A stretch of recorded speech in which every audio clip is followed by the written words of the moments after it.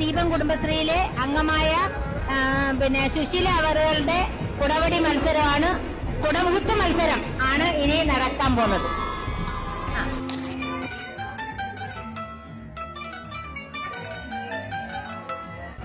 ജാങ്കോ, നീ അറിഞ്ഞ ഞാൻ പെട്ടു.